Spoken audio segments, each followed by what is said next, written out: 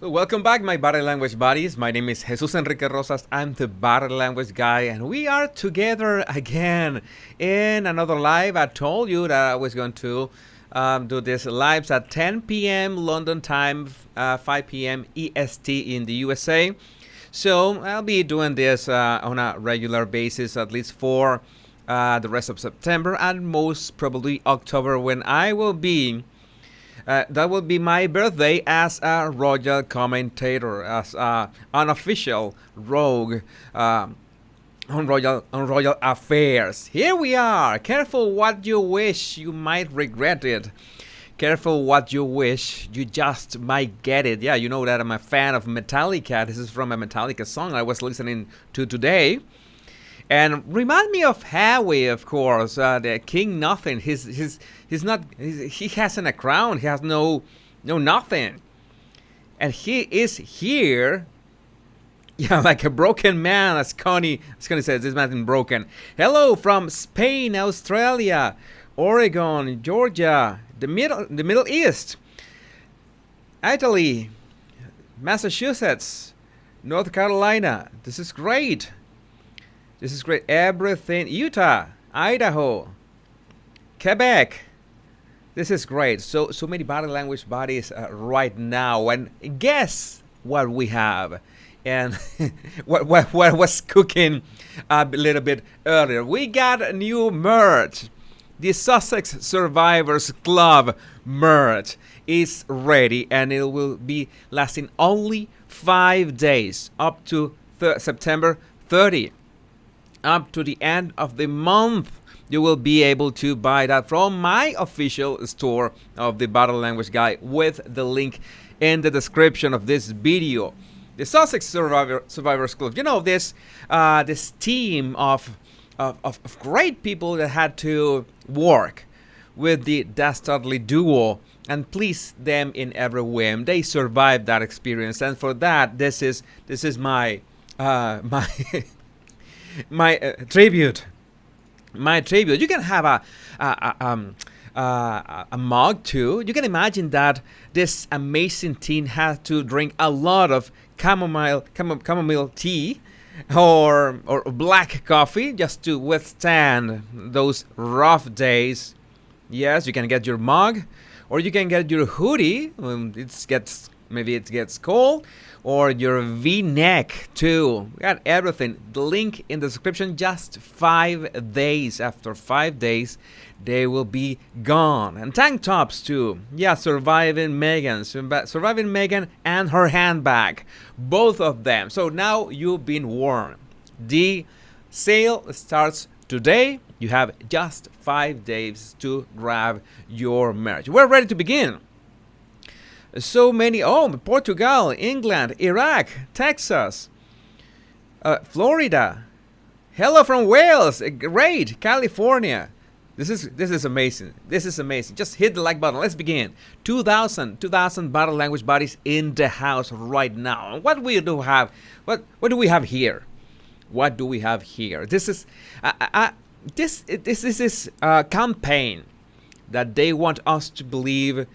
Somehow Archie and Lilibet already have the titles, and they are like the target right now. They're the means to bring down the royal family, since there's no other way. There's this narrative that some royal commentators, a lot, like 80% of royal commentators, are trying to push the narrative that somehow the king doesn't want Archie and Lilibet to be prince and princess, when they have not been automatically upgraded to prince and princess, as some royal commentators jumped and said the very day the queen died. It was amazing. They didn't wait like 1 day, 2 days, anything. Yeah, the children don't qualify yet. All right. Roya Nika, which I have conveniently blocked on Twitter, by the way, along with a lot of other royal commentators, which they're pushing this narrative, and one can only say, why? Are you being paid for this? This is some kind of Sussex paycheck. King Charles has not decided whether to let his grandchildren Archie and Lilibet keep their new prince and princess titles, escalating tensions with the Duke and Duchess of Sussex. Father and son discussed it after the Queen's death. I have doubts about it. But it was unresolved. And I'm going to tell you why I have my doubts about it. I doubt that Gingerbread has the balls to raise this subject when he couldn't even have dinner like a normal person with his father the day the Queen died. Like, he's a spoiled brat. He has no leverage. He has no gravitas. He has no nothing to have the leverage to even bring this as a topic. Can you imagine that he made everyone miss the very last minutes, hours of the Queen, and at the same time he threw a tantrum of not reaching about not being notified of what had happened, and then did not have dinner with his father that night. And can you imagine a man like that being demanding about the children's titles afterwards? I don't think so. I think this is narrative pushed by Meghan's new PR agency, which I don't know. I still don't know which is her new PR agency, because apparently Sunshine Sachs is out of the question. It's out of the building. Purely selfish. Yeah, I agree with this. It's selfishness, but I don't think that Harry had the balls to bring this upon Charles, and such a delicate dates will be tone deaf. We know that Harry is tone deaf when he says that, well, if you don't like your job, if your job doesn't make you happy, you should just quit, and that's it. You know that Harry has this record of being tone deaf, but it's very easy to just talk to a paper, like issue a paper and speak in general terms, but sit down and talk to the face of the person that you want to demand things from. I don't think he has what it takes.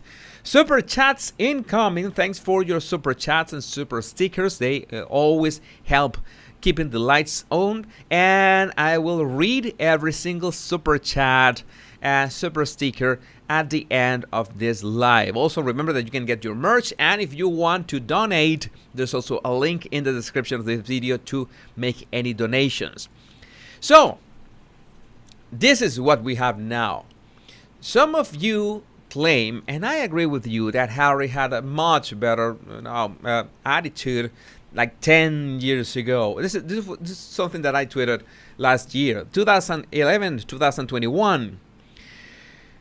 A big difference. Of course, this is a meme. This is just plain Photoshop. This is, I don't know if you watch the Squid Game on Netflix, that this is from Squid Game, but this is what we have.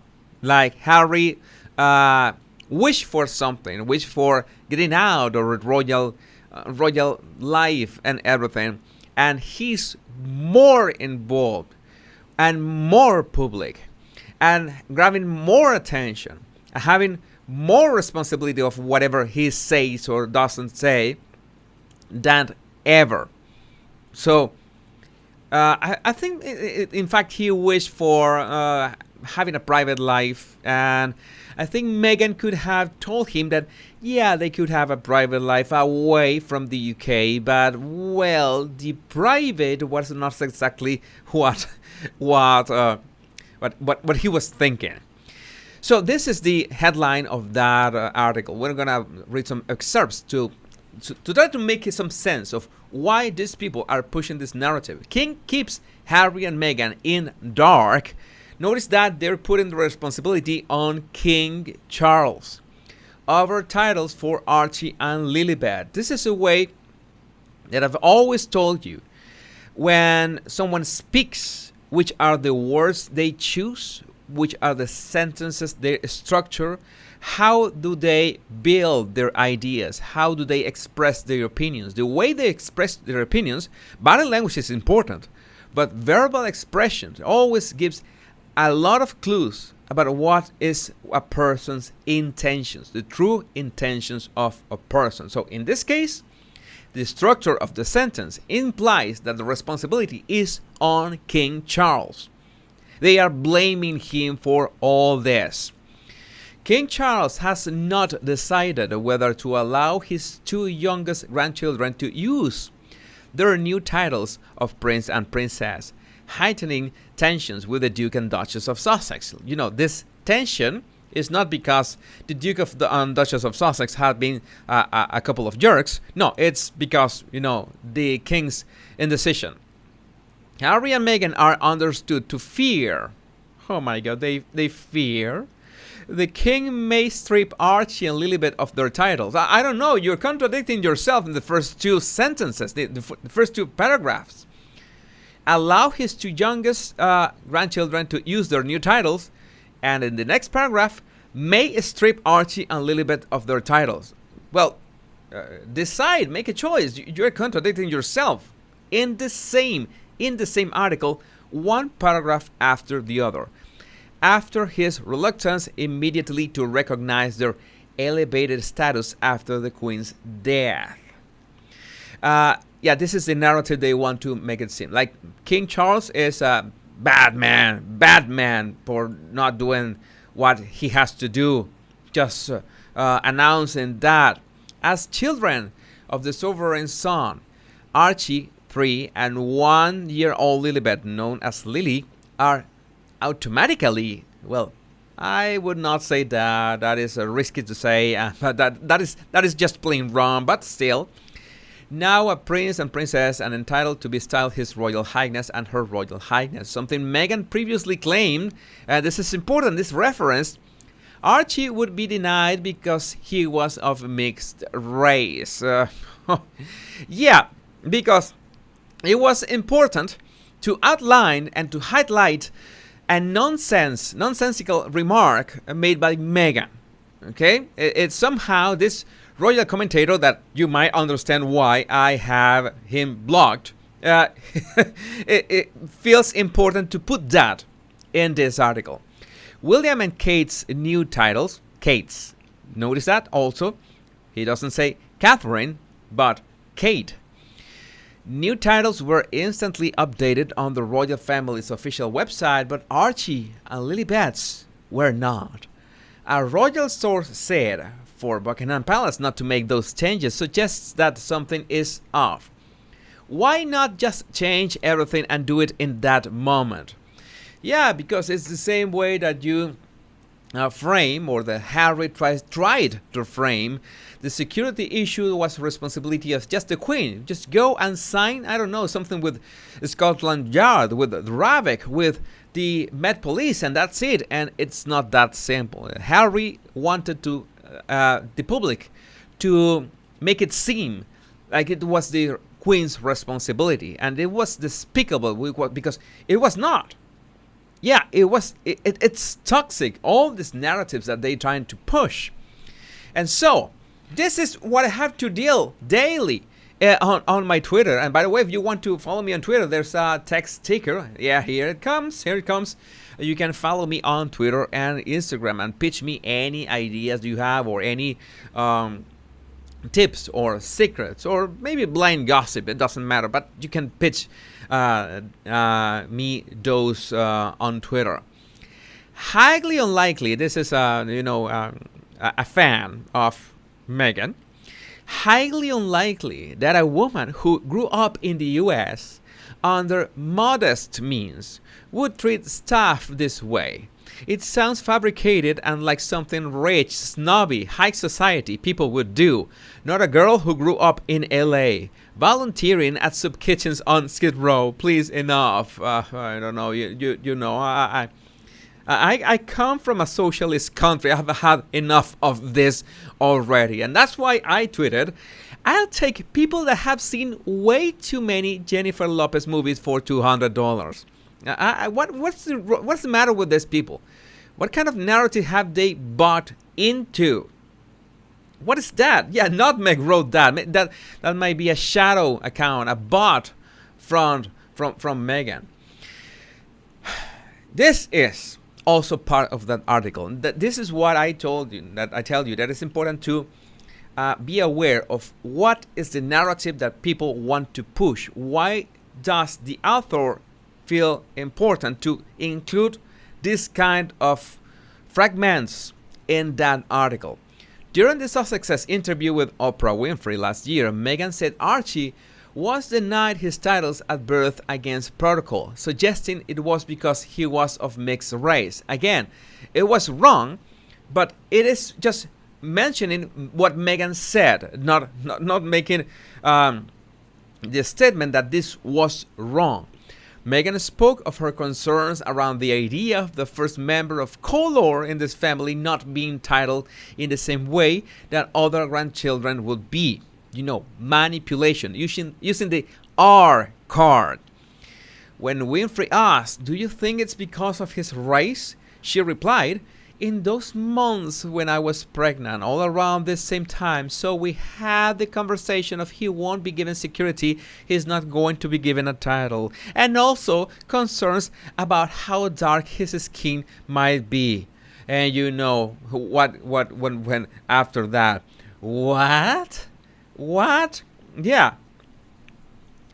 Oh my God, some of your comments. I was about to mention some of your comments, but this is what we got. Luckily, we got the Windsor women as a last line of defense, and thanks to Harris Gray Sue that mentioned this article from Daniela Elser and this image that she tweeted as well. Meghan Markle's biggest mistake comes into focus. My favorite excerpt from the article below.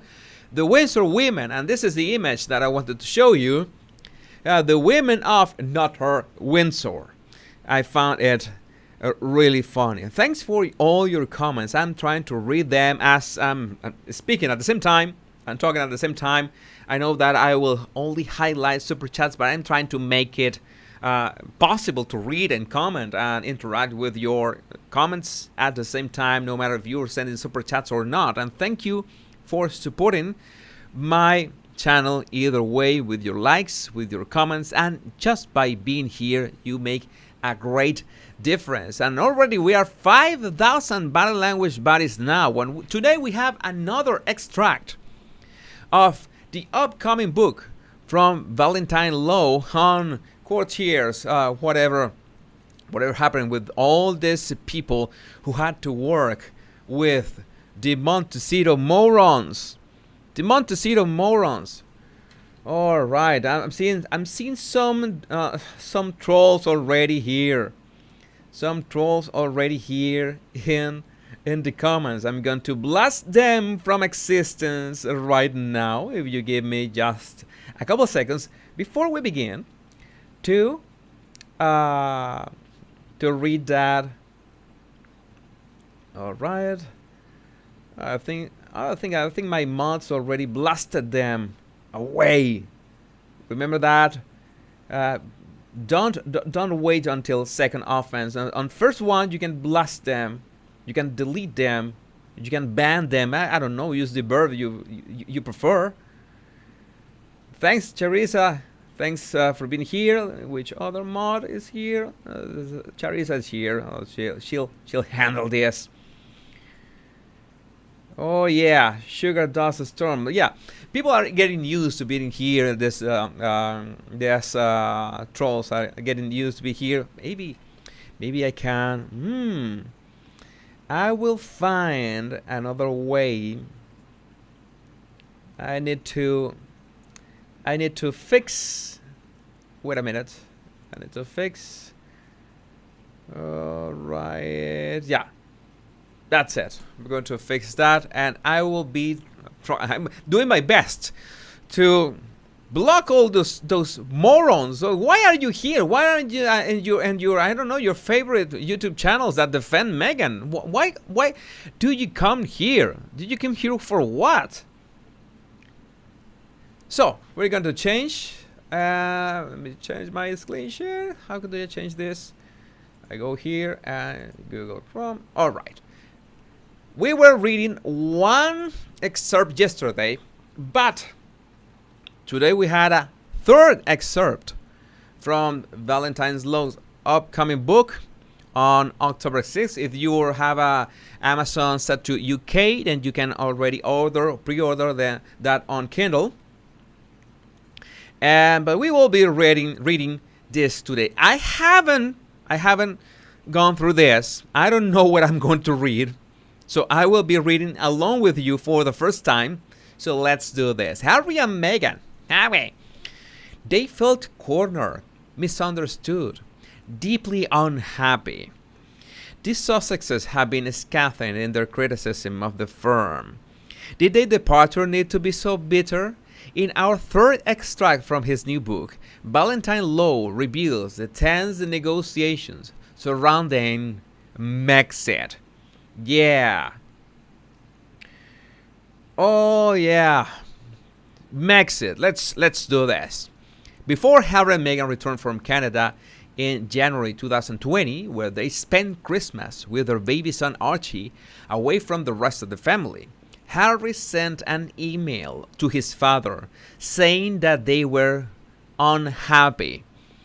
The current setup was not working for them, and they wanted to go and live in North America. Harry seemed to be under the impression that they could just sort it out by email before he and Meghan got back to London on January 6th. The reply they got, however, was that this would require a proper family conversation. That makes sense. It's not something that you can sort out by email. Man, come here and we can have some tea over this. They were also told that the first date that the family would be available was January 29th because, people, this family is not like any regular family. Everyone is busy, with royal engagements that require time and dedication and study and especially time. It is not clear if this inflexibility was on the part of Charles, who was due to be in Davos, or that this was the response of his longtime private secretary, Clive Alderton, pulling the strings. I think it could be both. I think if you have a secretary that knows that you're going to be busy and this is not really an urgent matter, all right, because, I want to live in North America. Okay, but you have an urgency to go and live in North America? Is something wrong? Nothing wrong? Okay, we have to talk. Well, we can talk all together at this date. Why not? Yeah, that's how this works. All right. Either way, from the Sussex point of view, this went down incredibly badly because they wanted things ASAP. I want a family reunion right now because I want to say something. I want to just leave. It fed into the narrative that they were not being taken seriously by the palace machinery or by the rest of the family. And I think this is the opposite. I think if you know that this is a serious discussion, you need to allocate the right time for everyone to be present and realize that this conversation has to be had, okay? And everyone needs to hear it from you at the same time, and every single person being at the same time it will take a bit of effort. So, saving the date makes the right thing to do. But no, if you're entitled, if you're a narcissist, you will say that you cannot attend me right now. Attend is not me. It's not the word. You cannot have this meeting right now, like today, as Meghan was talking yesterday when we were reading those extracts. We are at Buckingham Palace. We want the tiara right now. Well, it doesn't work that way. We have a process around these things, and you have to remember too that Harry was a senior royal at that moment. It's not like okay, let's have that conversation lightly today. No, we have to have that conversation because you are a senior working royal, so it's not that simple, right? That is my take. That is my take. Right, Harry had tried to speed up matters by arranging to see his grandmother alone before he left Canada. However, the message was conveyed to him that the Queen had been confused about her diary and was no longer available. Harry was incensed because it was not true. The courtiers had got in the way, it seemed, because they saw the meeting with the Queen as an attempt to pick the Queen off before Harry started talks with the rest of the family. That is a strategy that you try to speak in private, for example, Harry with the Queen, to try to sugarcoat things, to try to get her support. So when you're going to talk to the family, you already had the support of the most important member of the family, so to speak. Okay? That's a strategy. That's something that you use in manipulation. But I don't think there was Harry come up with that on his own. I'm sure that Meghan told him, you have to talk to your grandmother first and then talk to the whole family, because that's the way you will have leverage. It's something that you can even use in negotiations and in business. That's an actual strategy. As one source put it, there was a danger that a private conversation could be interpreted very differently by two people. And that's why it's important that everyone was there at the same time. So they made sure that Harry did not say some words to one person and different words to another person. That's what they're trying to avoid. If there are trolls, my dear mods, if there are trolls, don't ask. On first offense, just blow them, just blast them. Go ahead. All right. That was said to have made Harry so cross that for a while he considered driving straight from the airport to Sandringham to drop in on the Queen unannounced. He eventually dropped the idea, but it was a sign of his frustration that he even contemplated such a move. When someone is hot-headed, that's was trying to react this way, it's not the way to act. This is not the way to act, and he must have been pressured by Meghan, of course, because that Harry to act by himself. Well, no, he doesn't have the guts. The guts to do this. Given that the couple announced their plans to stand down on January 8th, and the royal family met to discuss it all 5 days later on January 13, the so-called Sandringham Summit, it seems that the family diary was rather more flexible than originally appeared. Well, maybe they blindsided someone? Perhaps.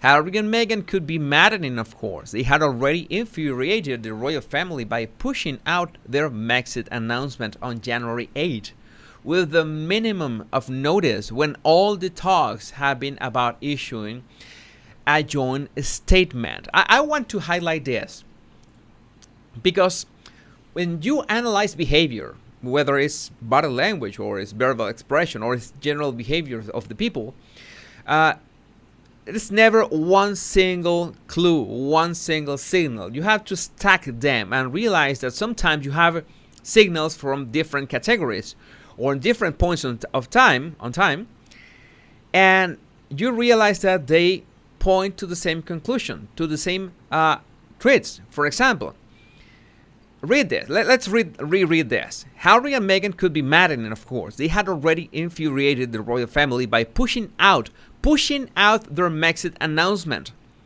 It's like I'm going to try to twist their arm, pushing this announcement by January 8. Okay? You do it like a means of blackmailing or threatening or, twisting the arm, metaphorically, of the royal family. Don't you think it sounds a lot like when Meghan says, Harry, you have to announce that I'm your girlfriend. Like, we have to do this, go publicly as soon as possible. Doesn't it sound like the same strategy? Like the same tactic? Like coming from the same person? Like, we have to go public with this. We have to upset everyone, no matter what. This is how it works, and you see that there's repeating patterns of behavior when you spot they pushed that Megxit announcement. Meghan was pushing for the announcement that she was Harry's girlfriend. There's a pattern in there. But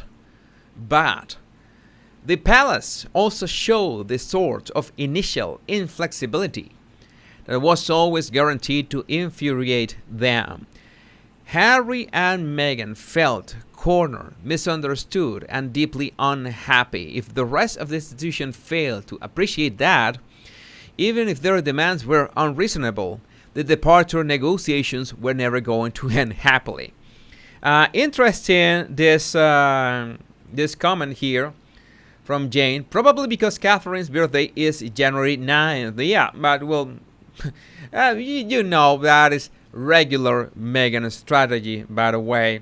Like let's do this around right before certain dates. What do you think about that?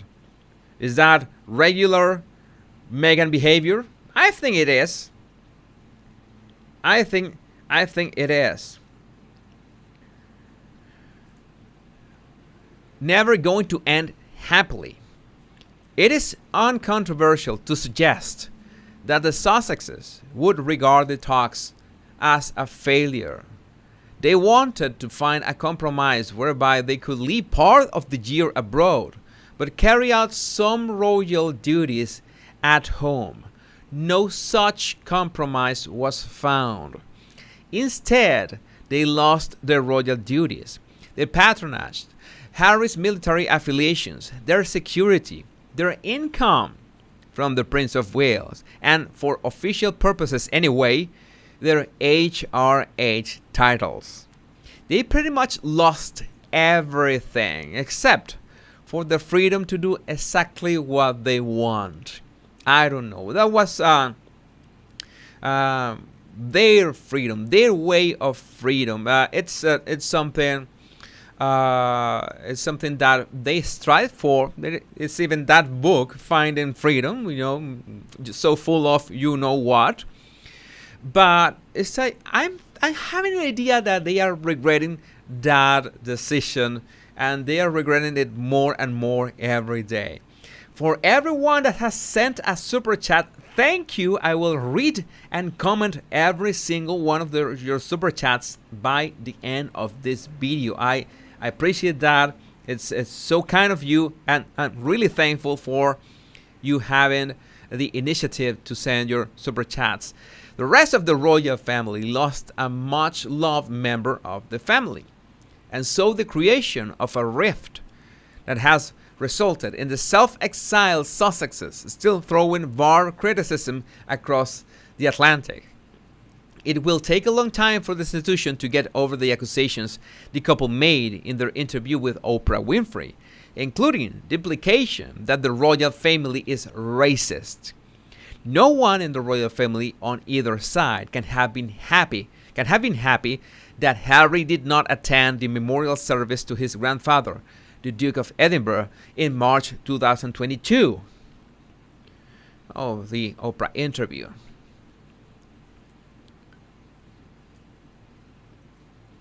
In the immediate aftermath of the Sussex bombshell on January 8th, when the Queen said she wanted all four households to work together at pace to find a workable solution, Edward Young, the Queen's private secretary, was with the Queen at Sandringham. The first negotiations took place in Clarence House, Charles' home ground. Over the following 4 days, with the private secretaries and communications secretaries from the four households all trying to find a way to make the Sussexes' dreams a reality. They gather in Alderton's office, a sunny first-floor room where paintings from the royal collection sit alongside photographs of Alderton's own family. Young would join the talks on the phone from Norfolk, but for the first few days, it was Alderton who was leading the discussion. So this was this group of people trying to figure it out how to make this work. They can't say The Montecito duo can't say that people were not actively trying to make this work. How can we make this work? That was dedication. That was cooperation. At the same time, you know how Meghan and Harry were treating everyone. Were treating their staff. That's why we got that term, that the Sussex Survivors Club. Later, they would all have talks at Buckingham Palace. Simon Case, Prince William's private secretary, who is now cabinet secretary, also played a pivotal role. He was talking to both sides, said a source. The people sitting around the table went through 5 different scenarios, which ranged from Harry and Meghan spending most of their time being working members of the royal family, but having a month a year to do their own thing, to them spending most of their time privately, but doing a select number of royal activities. There was, according to more than one source, a positive atmosphere in the room.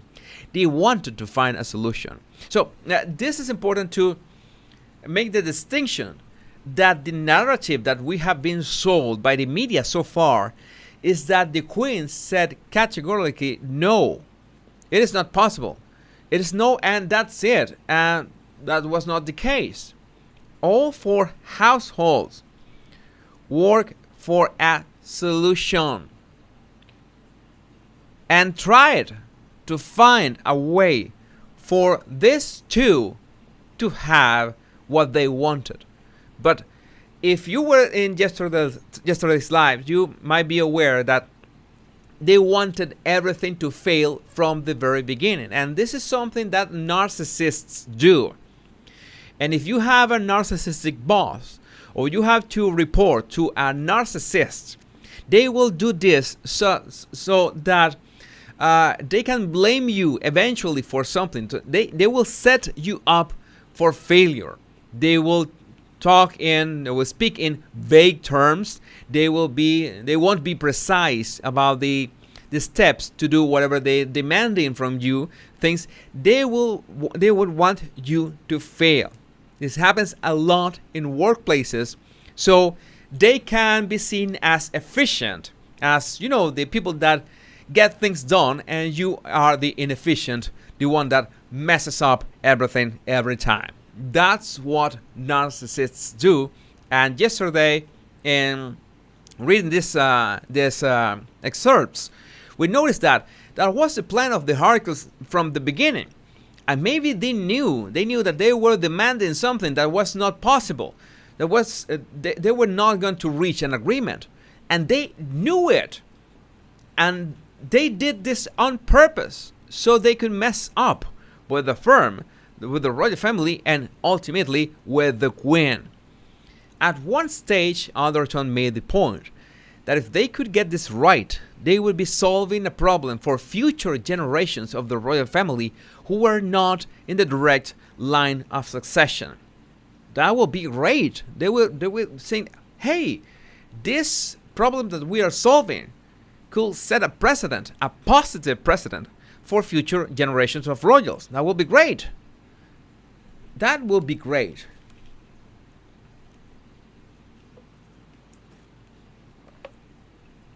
But sadly, that was not the intention of Meghan and Harry.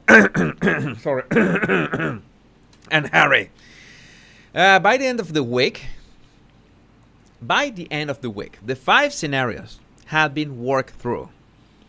The view from the palace establishment was that, however much time Harry and Meghan spent away from royal duties, anything they did would reflect on the institution. That meant that the normal rules about royal behavior would apply.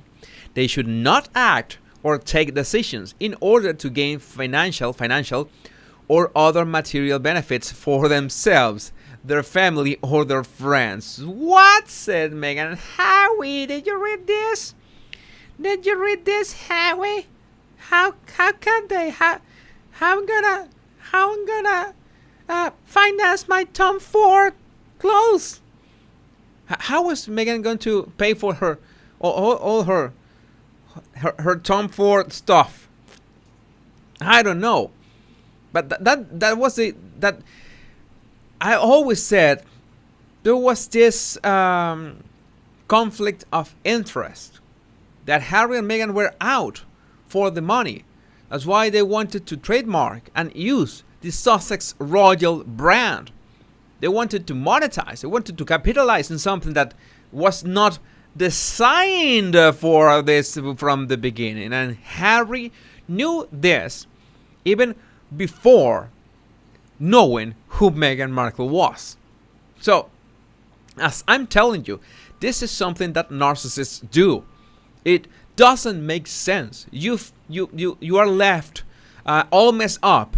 Like, what did you do wrong? Nothing. Is that they set you up for failure. That's what they do. They love to do that. That's another way of power and control. But the Sussexes wanted their freedom. Freedom to make money. Freedom to dip their toes into American politics. Oh my God. Oh my God. Oh man. Oh God. Oh man. There was no way for the two sides to reach an agreement on that point. Crucially, it was the Queen who took the view that unless the couple were prepared to abide by the restrictions that applied to working members of the royal family, they could not be allowed to carry out official duties. One source said, there was a very clear view. You can't be in and out. You remember the Karate Kid, right? You remember Mr. Miyagi? Miyagi-san said, you cannot be in or and out of karate at the same time. You have to be in, because it's like a fly. You get slide like a fly. You can't be in and out. And if you've got such clarity of view, it's very difficult to say, why don't we go 10% this way instead of 20%? Compromise was off the table, removed by the Queen. It's like that book from Chris Voss, Never Split the Difference. There was no 50-50 possible. All right. I have to keep an eye on trolls. Could Harry and Meghan's departure have been handled differently? Did the most senior courtiers in the institution, Alderton and Young, have a grasp of the situation soon enough? Were they unaware of how unhappy Harry and Meghan had become and how bad things had become with their staff? Or were they burying their heads in the sand? Did they let a personal dislike of Meghan prevent them from seeing the very obvious dangers that lay ahead? One former insider has described how Young's predecessor, Christopher Gade, the Queen's long-serving former private secretary, who was effectively ousted by Prince Charles in 2017, used to walk the corridors to know what was going on. Did Young walk the corridors? Did he? Yeah, they pulled the rug, as NS is saying in the comments. Is that? Is a way of saying this? It's a way of saying this. One former palace insider believes the way the developing crisis was handled was incompetent beyond belief. They said, I think Meghan thought she was going to be the Beyoncé of the UK. Oh, no.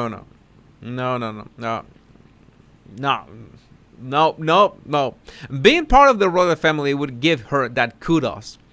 Whereas what she discovered was that there were so many rules that were so ridiculous that she couldn't even do the things that she could do as a private individual, which is tough. It just required the decision makers to sit around a table and say, okay, what are we going to do about this? What do you need to feel better? And what can we give? So Meghan wanted to be the star. That's why in that interview and their engagement interview, when Harry begins to say that Meghan is going to be a great team player, a new great addition to our team, Meghan just changes. Her mask slips, and she gets bitter in a matter of seconds, a fraction of a second. She doesn't like it. It was premonition. It was a red flag. There is, however, another view that nothing could have ever saved the situation. The two sides were just too far apart. Another palace source, who has been critical of the Queen's private secretary Edward Young in the past, said, "I think that it was an impossible task. I think in Meghan and the household, you had two worlds that had no experience of each other, had no way to relate to each other, had no way to comprehend each other. And Meghan was never going to fit in that model, and that model was never going to tolerate the Meghan who Meghan wanted to be." This was a failure right from the get-go. This was a failure from the start. I think everyone knew this was going to happen. Every single member of the royal family knew this was going to happen before they got married. I'm sure about that. I'm sure about that.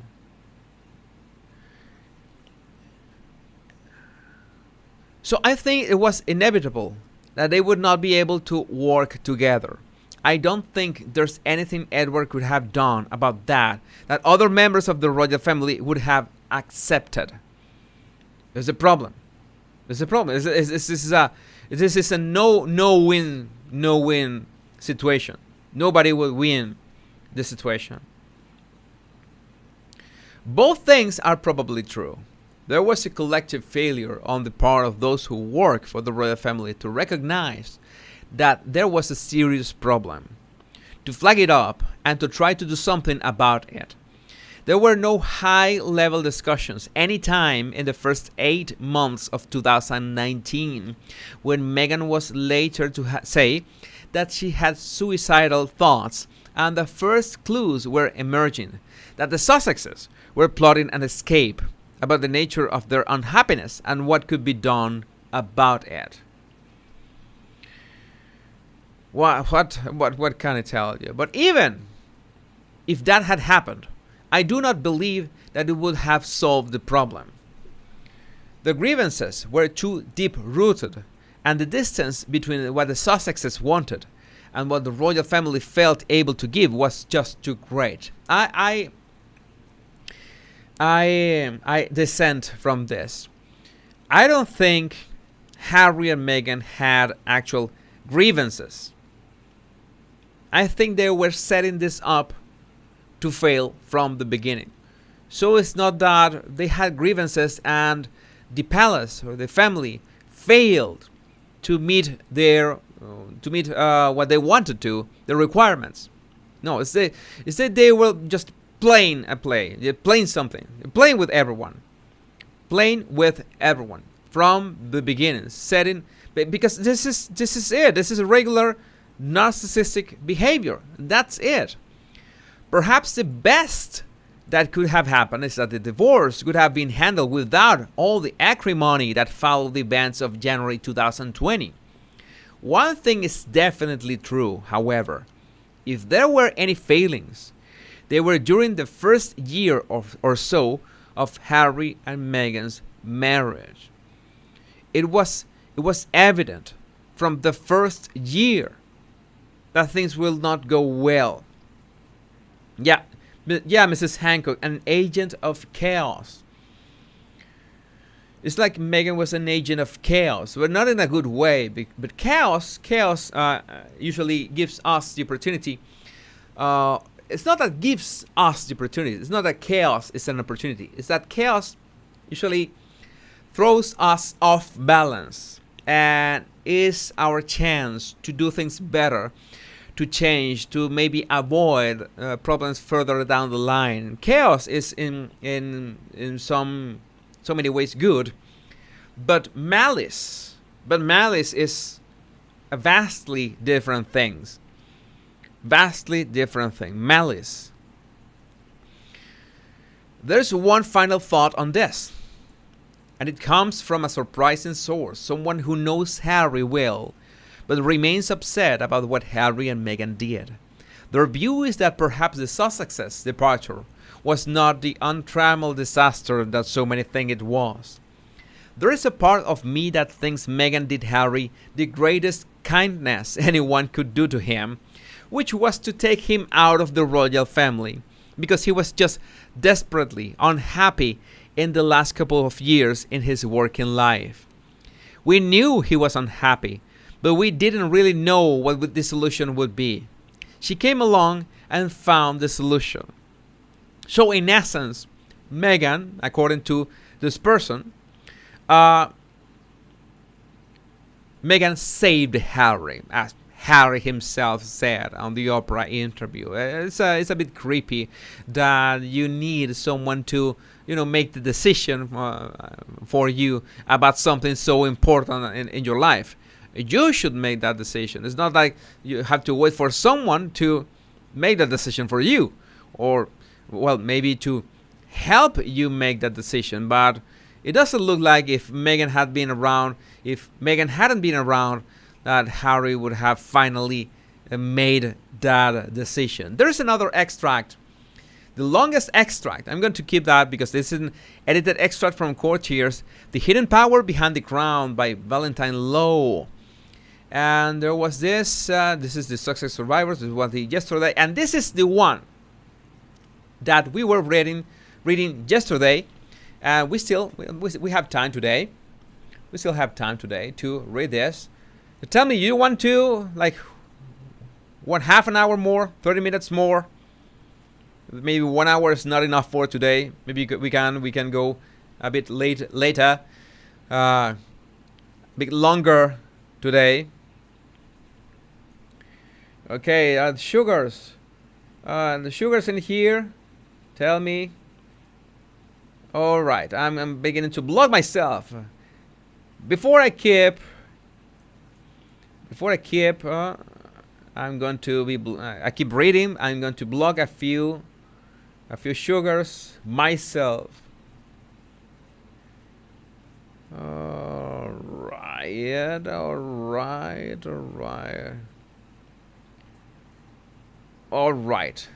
You want longer? Yeah, that's what she said.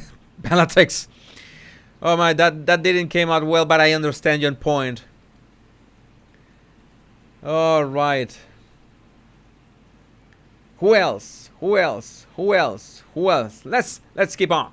Let's keep moving. And thanks for your super chats. Remember that all your super chats, every single super chat, I will be reading at the end of this live, no matter at which time we end this reading. I will. Ed Lane Fox never planned to stay much longer than 5 years working for Harry. 5 years. Oh my God, that's ages. A few days after the wedding, Buckingham Palace announced that Samantha Cohen, the Queen's former assistant private secretary, would be stepping in to help the couple out for 6 months as their interim private secretary. Cohen, then aged 49, had already handed in her notice at Buckingham Palace, but just as she was preparing to leave after 17 years, the Queen, who had a high regard for her, asked her to stay on and help Harry and Meghan. Cohen, everyone calls her Sam, was one of the most popular and well-regarded members of the Queen's household. It's interesting that Samantha was about to end that cycle at age 49. For all you numerology buffs, for all you that love numerology, such as myself, you know that it's interesting that she was about to close that chapter at exactly 49 years old. But well, there's Samantha at the back of Meghan. Harry knew her well already, as did William, and was very fond of her. The feeling was reciprocated. Cohen was determined to make her new job work. Harry was initially very enthusiastic, said a source, but Cohen was soon to discover that making Harry and Meghan happy was a bigger challenge than she had anticipated. In autumn 2018, the Duke and Duchess of Sussex undertook their first official overseas trip to Australia, Fiji, Tonga, and New Zealand. Jason Knopf did not join them because he had recently broken his collarbone. Knopf had been growing increasingly concerned about how staff were being treated by Meghan and Harry too. The issue had been brought into focus by the departure of Meghan's PA, Melissa Tuapti, just 6 months after joining the palace. Tuapti, who was the second PA to leave after Meghan's arrival, was a 39-year-old French woman who had previously worked for Robbie Williams and his wife, Ada Field. After she left, a palace source paid tribute to Tuapti's talents in an agreed statement with her. A week later, the Sunday Mirror reported how Meghan had reduced Tuapti to tears. A source told the paper her job was highly pressurized and in the end it became too much. She put up with quite a lot. Meghan put a lot of demands on her and it ended up with her in tears. Melissa is a total professional and fantastic at her job, but things came to a head and it was easier for them both to go their separate ways. My God, we were looking at the dawn of what was really happening. Since then, palace sources have said that the clashes between Meghan and Tuapti centered on the free gifts that some companies would send to Meghan. Deliveries were constantly arriving at Kensington Palace. Clothes, jewelry, candles. Oh, candles! Oh, this was foreshadowing. Meghan was receiving candles as gifts. Well, she got a huge gift recently. A huge candle gift. It was absolutely non-stop, said a source. Tuapti was apparently punctilious in following the household rule that members of the royal family cannot accept freebies from commercial organizations. Her approach did not go down well with Meghan because you know who doesn't love a gift. On another occasion, there was confusion over the arrangements for a London engagement by the Duchess. Meghan thought that no media would be there, but it was on a press rota. It was the sort of mishap that did not go well. The member of staff involved knew they would have to talk to Meghan about it, and it was dreading the prospect. After they missed a call from her, they rang back, but she did not pick up. They said, "She hasn't called back. I feel terrified." A short time later, they added, "This is so ridiculous. I can't stop shaking." Can you imagine how I work like that? Yeah, Candlegate. That's what we got. Candlegate. As one source said, there were a lot of broken people. Yeah, not only broken collarbones, but also broken people. Young women were broken by their behavior. One member of staff, they said, was completely destroyed. Another staffer who had been having a rough time told a colleague they were considering resigning and that the couple were outrageous bullies, adding, "I will never trust or like them again, but have made peace with that." The colleague replied, "That's so dreadful, and they are bullies." Oh my God. Oh my God. Oh my God. This is hot. This is big. As I said on Twitter, this is big. This is Neil Patrick Harris' forehead big. The harsh treatment was not confined to junior staff. One source said that Samantha had been bullied. Another said they treated her terribly. Nothing was ever good enough. It was, she doesn't understand. She's failing. In fact, the source said Cohen was a saint and the best organizer of royal tours they had known. In February 2021, the Duchess's lawyers denied that Cohen had been bullied, saying that the couple were always grateful for her support and dedication.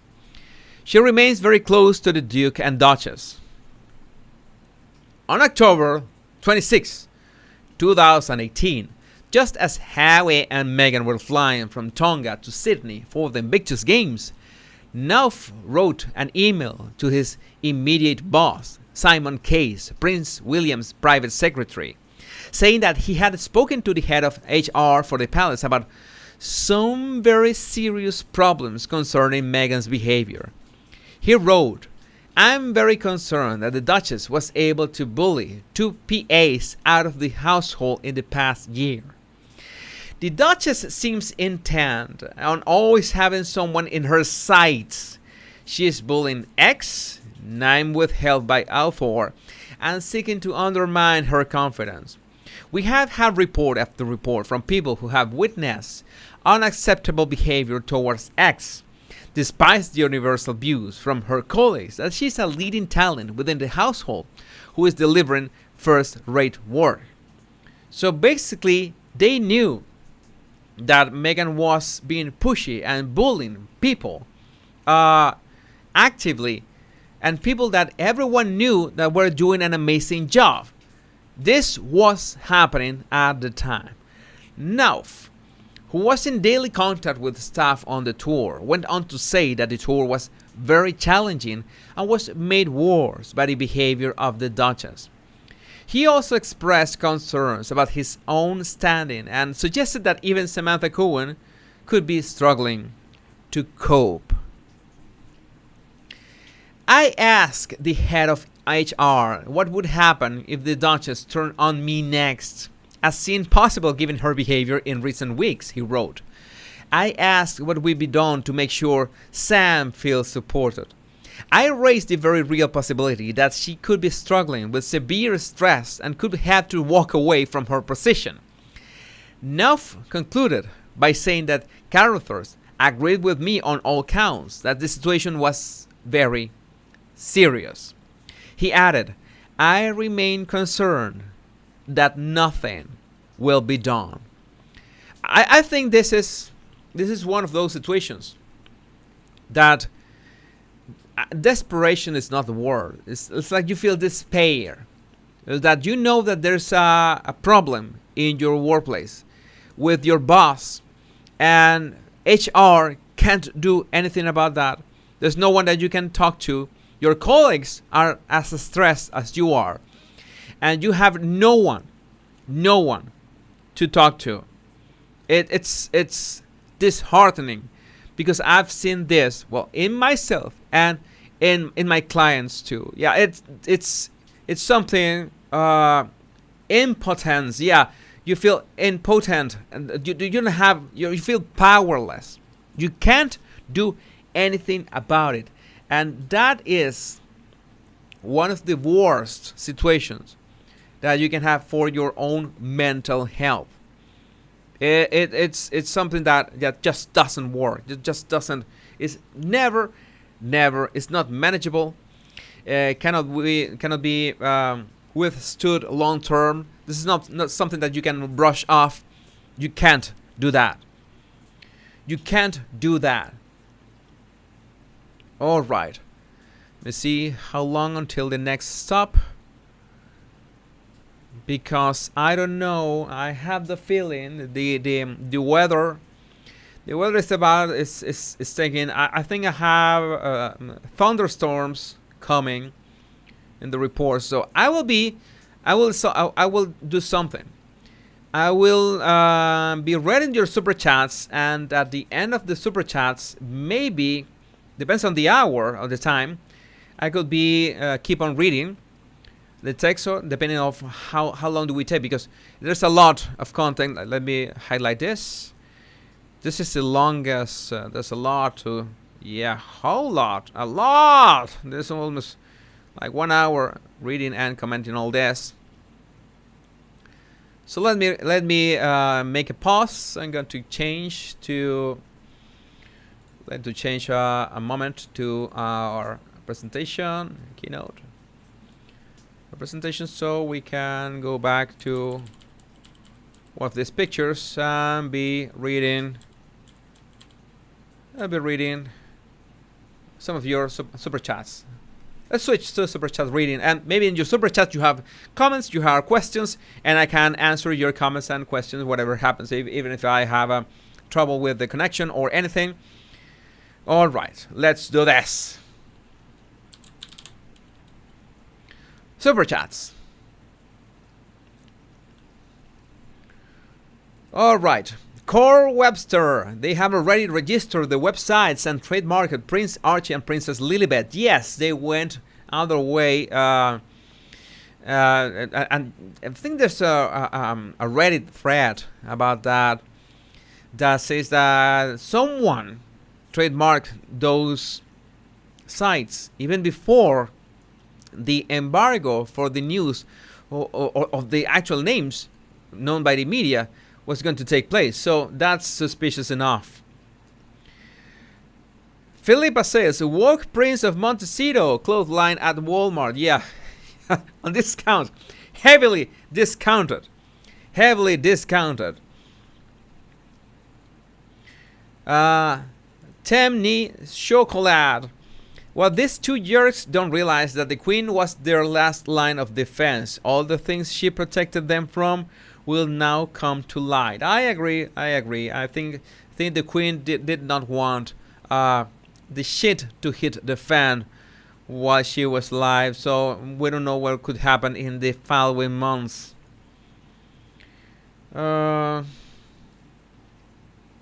Okay, Raquel, I'm going to highlight your comment, but for reasons of my channel, I can't read that. But thanks, Raquel Rodriguez, for your super chat.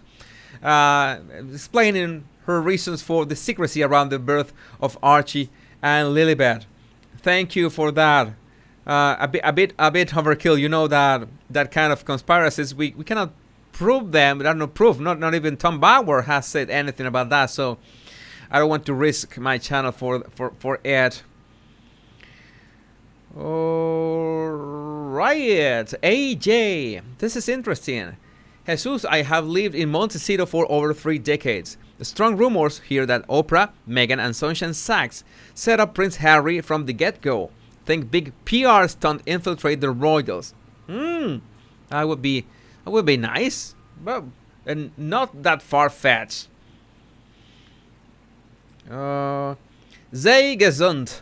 I love your lives. I'd like to know your opinion on why Harry and Meghan didn't hold hands on the last day of the funeral. I don't know. Maybe they watched my videos for the umpteenth time.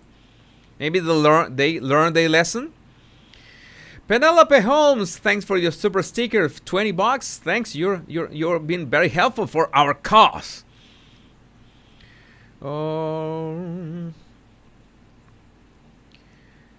All right, I support this. I support this, Harriet Craig. Let's support titles for the Harkle children. If Meghan can successfully walk a small gauntlet of the Princess Royal and the Duchess of Wessex. This is... that would be nice. I would pay good money for that. Make it a Sunday. And no, pay-per-view. I don't know, charge like $20 and then let's donate that to charity. That would be excellent idea. I support that. Judy Menzel. Something. Well, this is in the same line as the previous super chat. I'm pretty sure the titles would not be bestowed to the children until their royal bloodline is proven by DNA tests. Yeah, you know all this. We need doctors to sign the birth certificates and all that stuff, and all those missing links and those loose ends. Harriet corrected herself. Oops, I meant Countess of Wessex. We can make that mistakes. I made that mistake reading and not correcting you, Harriet. Don't worry. We're here live. We made mistakes. Nancy S. They need to just ban them like Edward and Wallis. I agree. Just ban overseas. Avi Seatful. Would it be a strategic move from King Charles to give these children HR titles so that H&M can't tell lies anymore? Could this move stop them?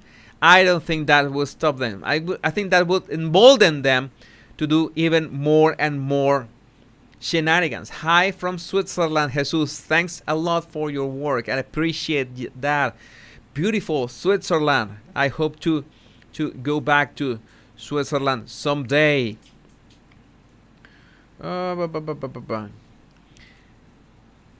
Yeah, the boozy bots are us, public relations, where the A crowd buys their fame. Yeah, Amber hiring bot sentinel, Meghan hiring bot sentinel. You know, that's that stuff. And Bowsy is still going through some things. I think Nate, the lawyer, is taking care of the situation. We can support him, whatever he needs. All right. Rene Hefrau, thank you. You're always with your huge super chats. Thank you. Jesus, I would like a membership to the Royal Road, just like the Battle Language guy. I like having my own icon. It shows I'm a supporter. Somehow I feel you won't miss it then. Thanks, Rene. I had to activate memberships for the Royal Road. I don't know why YouTube, I don't know. I think YouTube has a last step to activate those memberships. I will activate them for you, Rene. Thank you. Thanks for this. All right. Debbie has lots of cats. I like that name. She never intended to stay. No, it was her plan from the get-go, from the beginning. He never intended to stay. Melissa Struxness. Nutmeg saw in age someone she could control. I agree with that. And she studied him from the beginning, from years. I guess that she studied William too, and Catherine too, and Diana, of course, and everyone.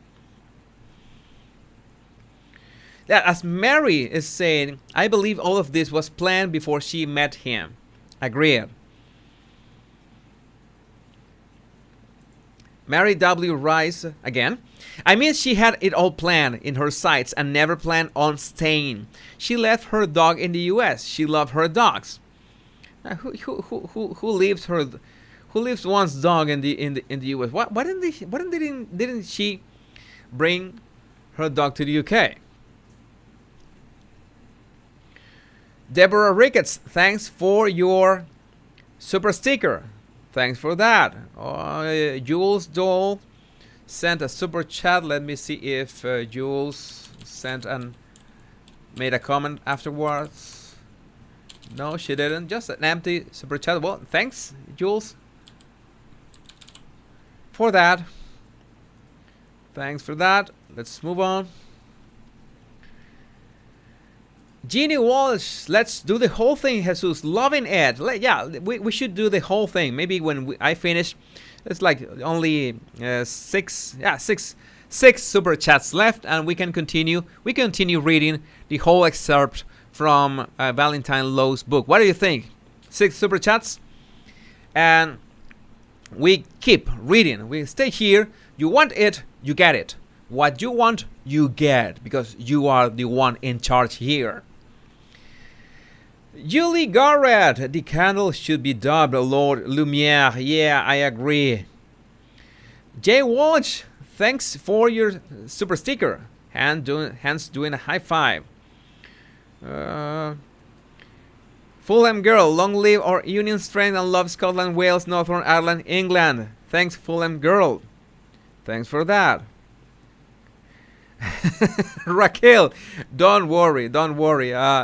I love that you sent your super chat.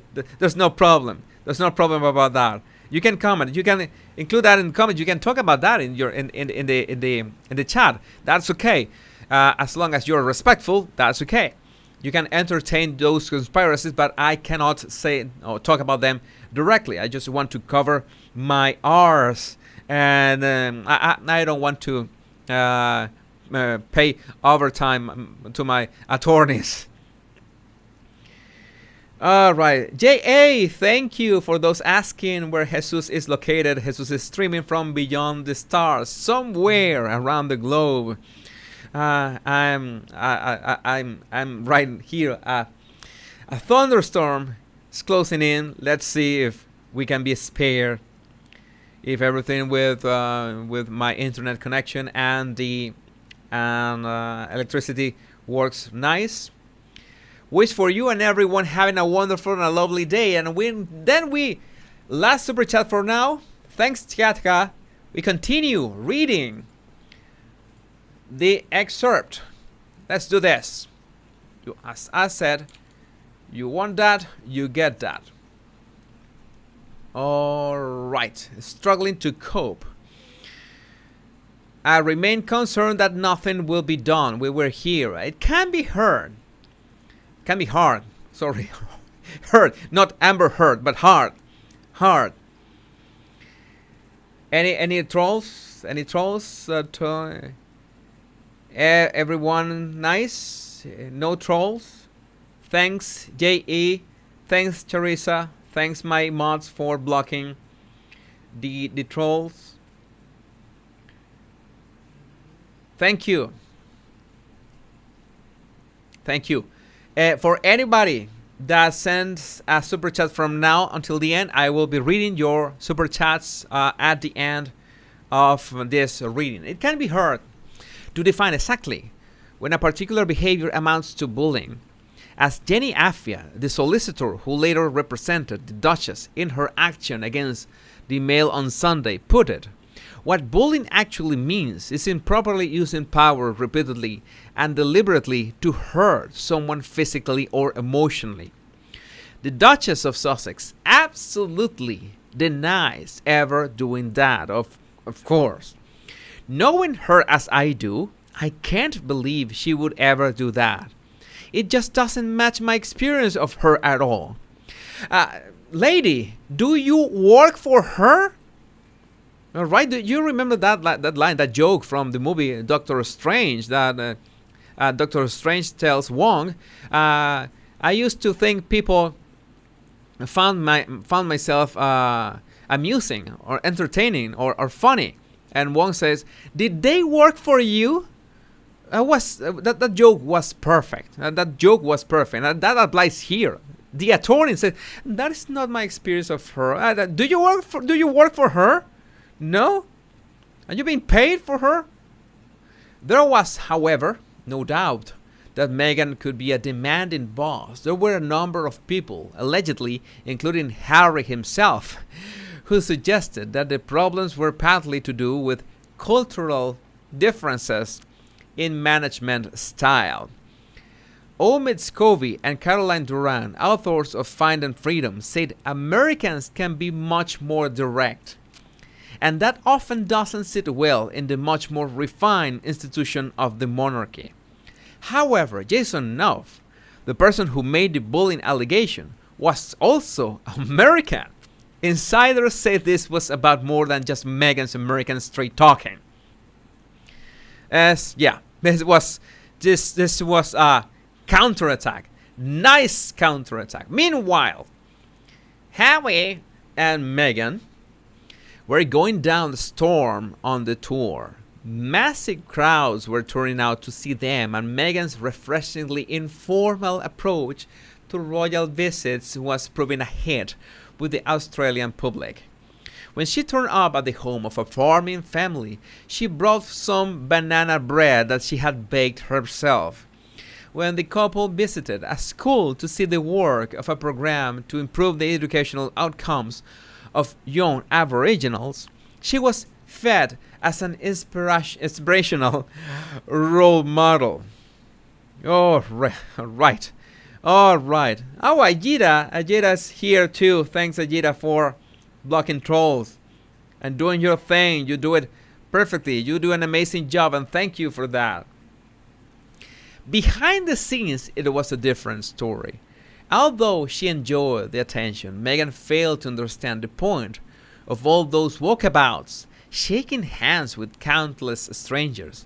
According to several members of staff, she was heard to say on at least one occasion, I can't believe I'm not getting paid for this. I need to highlight that.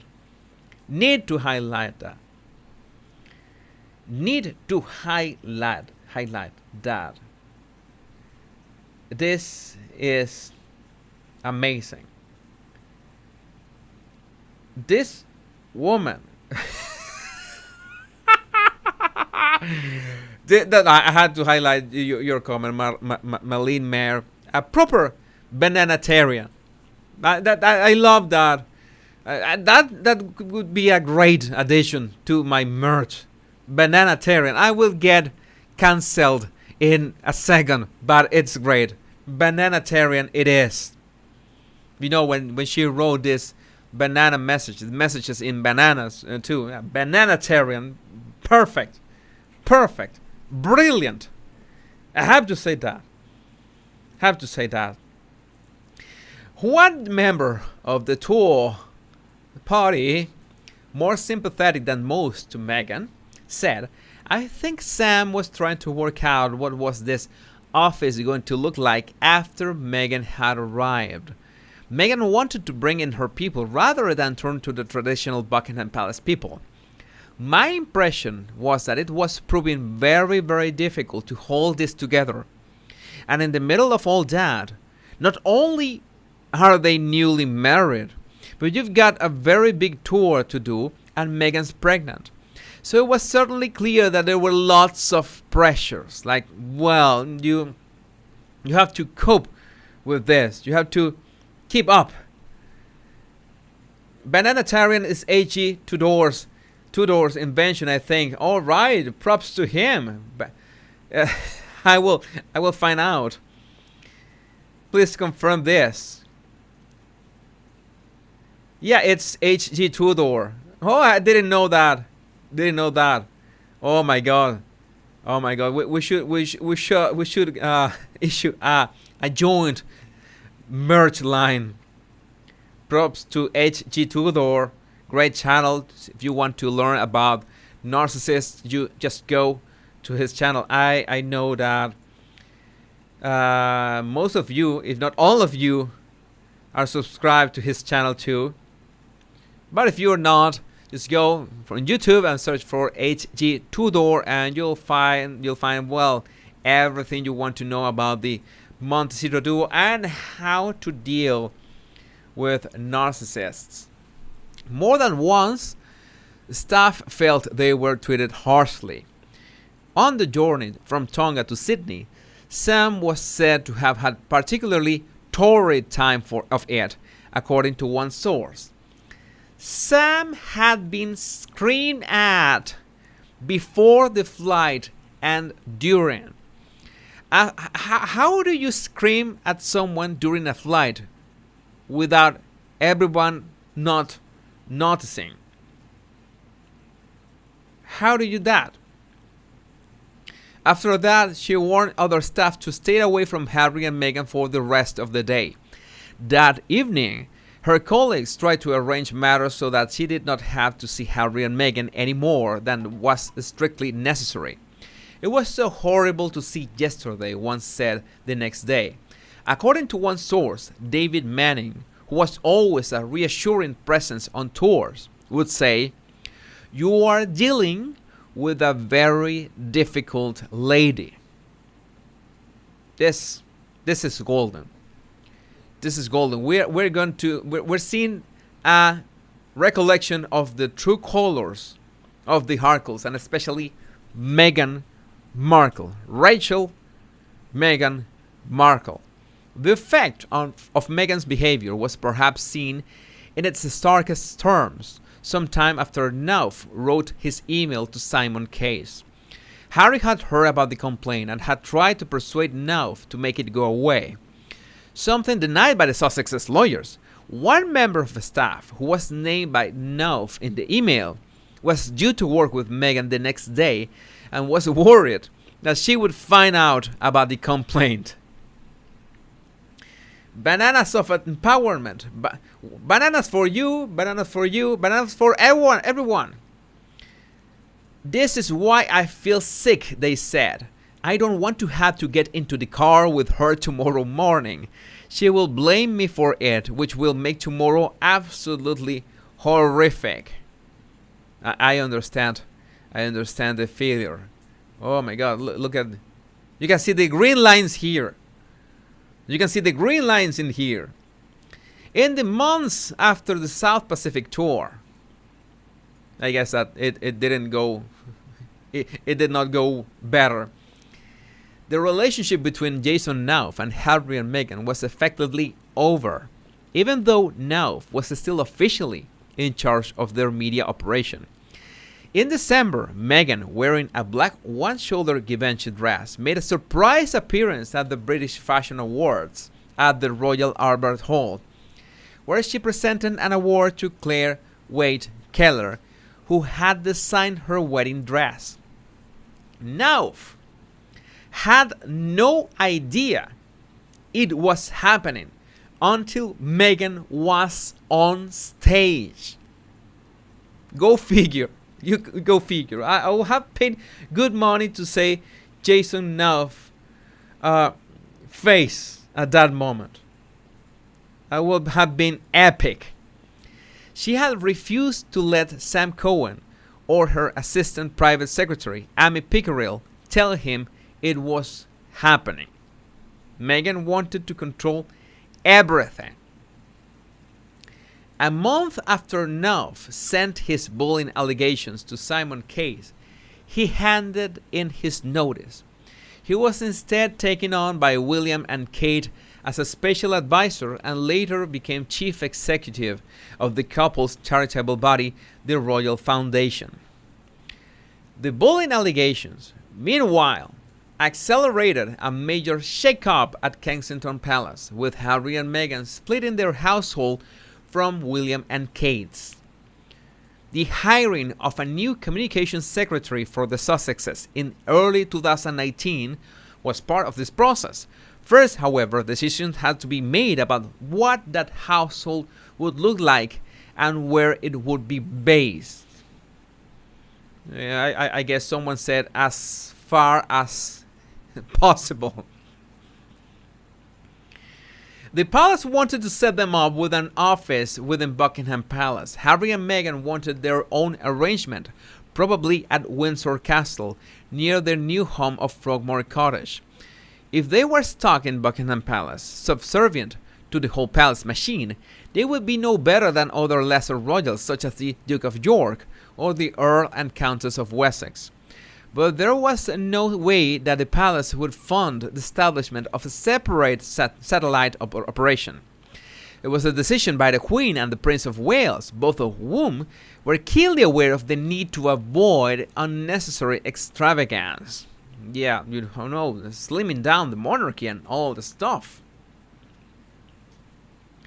The Sussexes did at least get a big team. It included a private secretary, 2 assistant private secretaries, a communications secretary, and 2 other communications officers, as well as administrative staff. Sarah Latham, you know, the whole enchilada. Now Meghan had her own staff to bully. Sarah Latham, a dual U.S. British citizen with a bright smile and seemingly boundless energy, was the PR big hitter who was going to be in charge of communications. Then a managing partner at the Fruits PR agency, she had a wealth of experience, having been a senior advisor on Hillary Clinton's presidential campaign. Sarah was very experienced and exactly what they needed, said one source. She was capable of telling truth to power and being honest with them.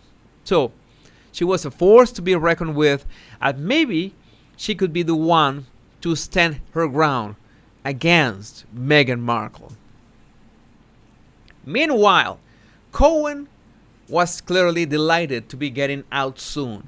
A source once said, Sam always made clear that it was like working for a couple of teenagers. Yeah, spoiled brats.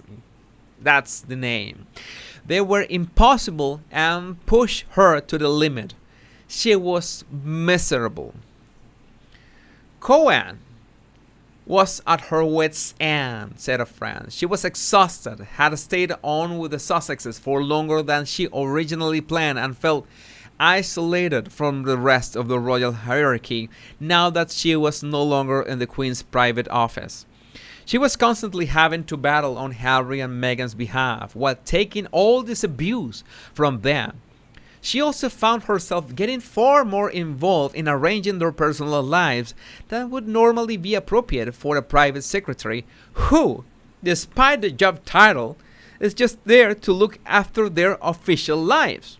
So this was the discrepancy between what people was doing, and the actual outcome expected from them, and what Meghan was expecting from them that was something impossible to achieve. Her replacement was Fiona McIlwan.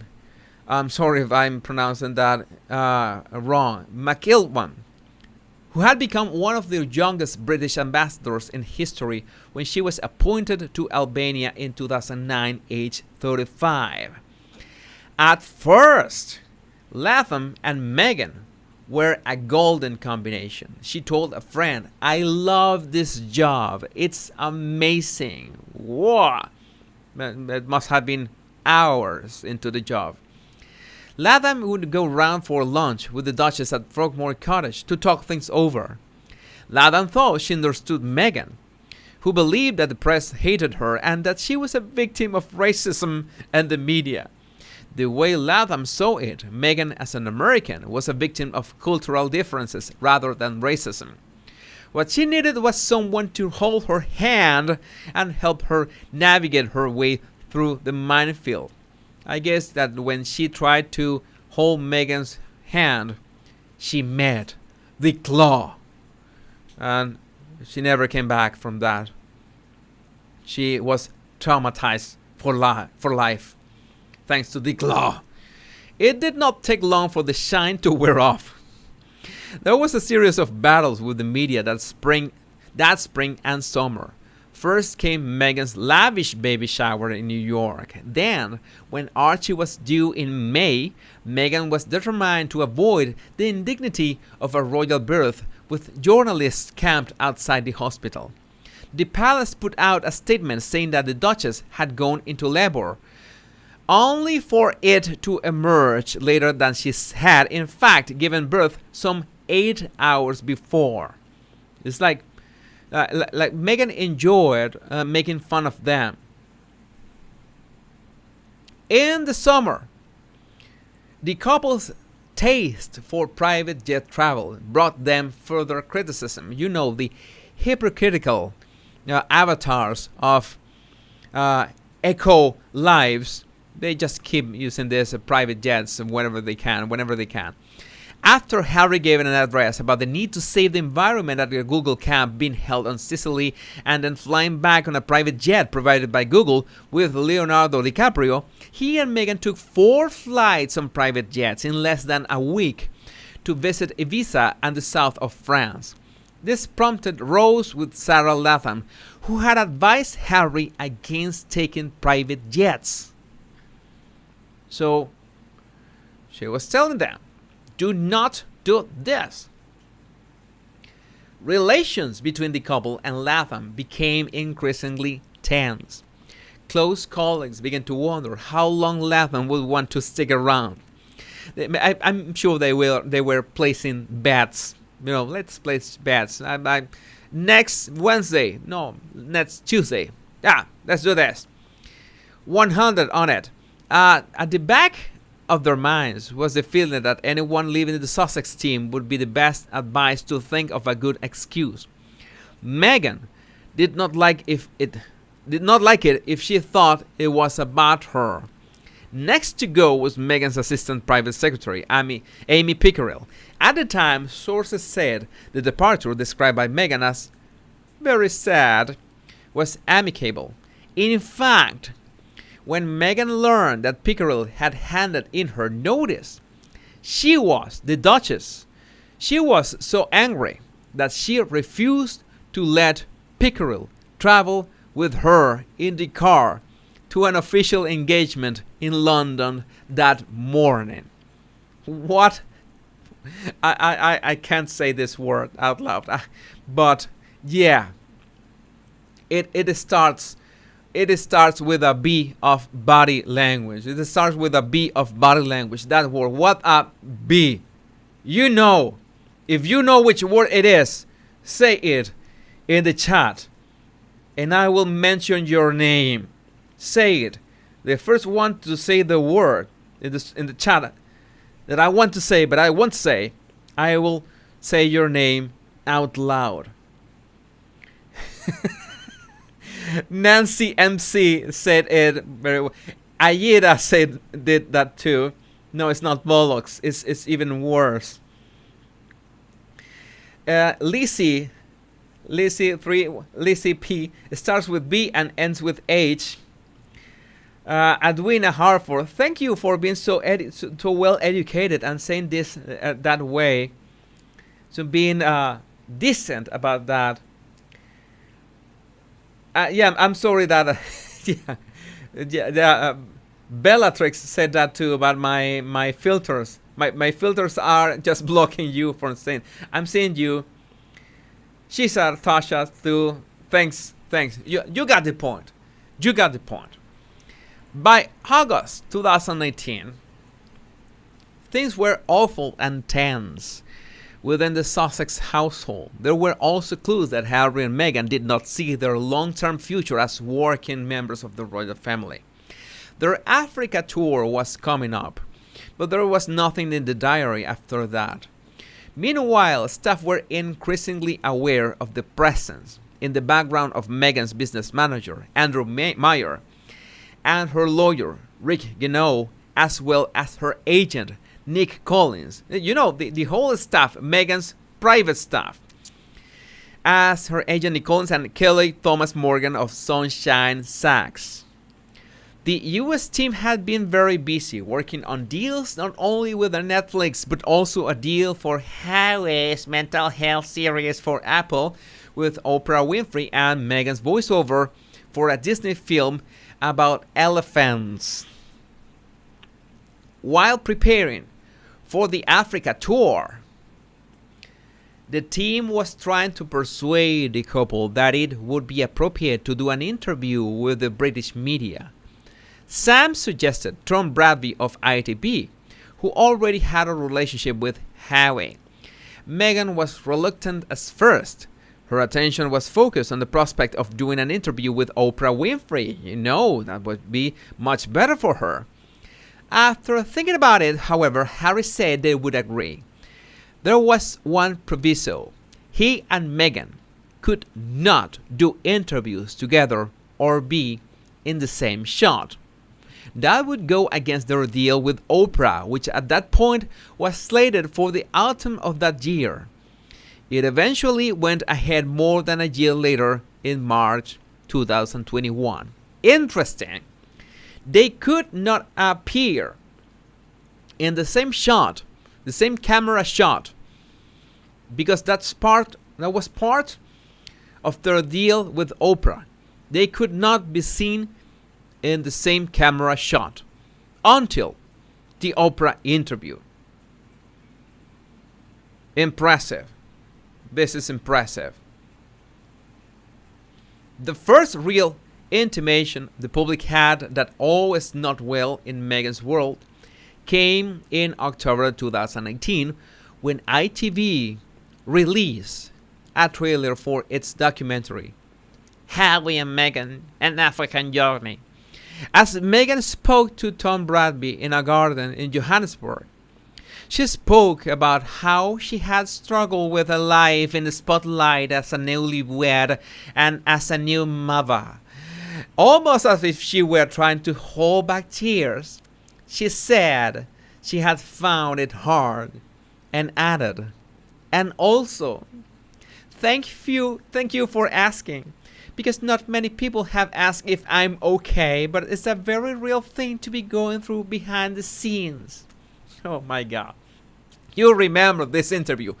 Everyone remembers this interview. I don't have a mega pint right now. I need a mega pint right now This is worse. This is worse than the dishwasher soap story. This is worse than the dishwasher soap story.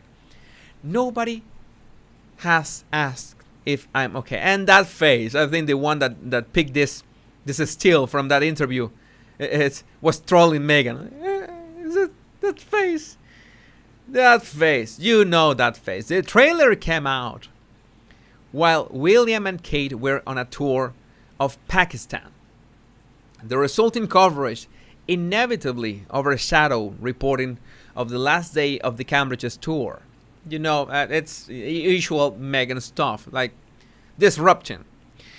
The Cambridge team was not happy and saw it as a deliberate attempt to knock the Cambridges out of the headlines.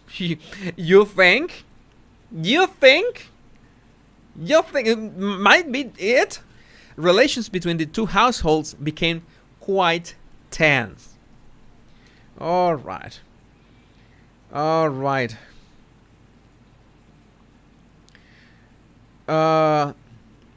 Okay, the one count. The Royal Rogue is my own channel. There's a YouTube channel called The Royal Rogue, using your videos for donations. That's my channel too. Both are my channels. You see my Battle Language Guy homepage, YouTube homepage. You can scroll all the way down and you see there's a link to my Royal Rogue channel. Friendly Fire, that's my channel too, just in case if you're not aware. And there's one link. If you're watching this live, you can go right now on the link on the description of this video. You got a link to the Royal Rogue channel where you can find extracts, smaller cuts of these lives, so you can snack them whenever you want. But you have to go to the link in the description and follow me. Subscribe to my Royal Rogue channel right in the link in the description. That is my channel too. Thanks for asking that, and thanks for bringing that to my attention. Maybe you were worried that someone was impersonating me and using my videos. No, that's myself. When the documentary came out, it also showed how far Harry and William had drifted apart.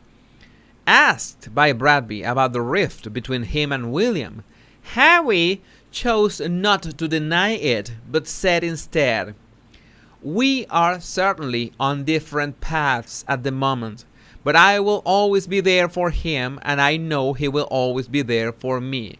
That was interesting. That was I have to give props to Harry. That was a very diplomatic way of saying that. Maybe you did not feel you were in the best terms with your brother, but that is a nice way to put that. Maybe someone else told him to say that line. We are certainly on different paths at the moment. That's normal. It was actually what was happening. But I will always be there for him, as I know he will always be there for me. That was nice. 1 point for Harry. 1 point for Harry. 1 point for Harry in that regard. My opinion. My honest opinion. William. Well, you are right. Words are cheap. Actions are what matter. William, back home after the Pakistan tour, appears to have been taken aback at such a stark portrayal of his brother and sister-in-law's unhappiness. He realized they were in crisis. The day after the documentary aired, William WhatsApped his brother to ask if he could come and see him. I don't know. That sounds like I'm going to beat your face to a pulp. I think that's Urban Dictionary for that brother talk. I'm going to beat your face to a pulp. This put Harry and Meghan into a spin. What should they do? Initially, Harry was in favor. Then he spoke to his brother again and asked him who he would tell. William explained that he would have to clear his schedule, which would mean telling his private secretary. At that point, Harry said, "Don't come." He was so concerned that William's team would leak the visit to the press that he would rather they not come than risk it getting to the papers. But you know that Harry was more interested in the possible PR outcome than talking to his brother. It highlighted once again the dysfunction at the heart of so many royal relationships, and that members of the royal family so rarely pick up the phone and speak to each other directly. Just 5 months later, Harry and Meghan would step down as working members of the royal family and move to Canada before finally settling in California.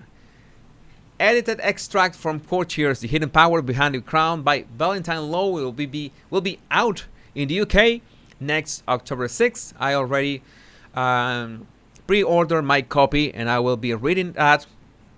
I'm sure after H.G. Tudor's experience with copyrighted material, we can't actually read the book, but I could be commenting excerpts from every chapter. I think that would be much better if I highlight certain lines from every chapter and I comment that on those lives. And as you can see, this the length of these lives can be really flexible. We are almost 1 hour and 45 minutes in, and I know that you want to keep going.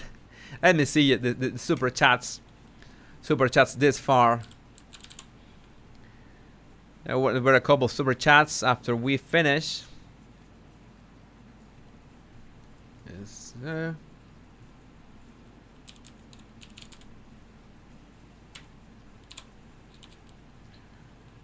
all right.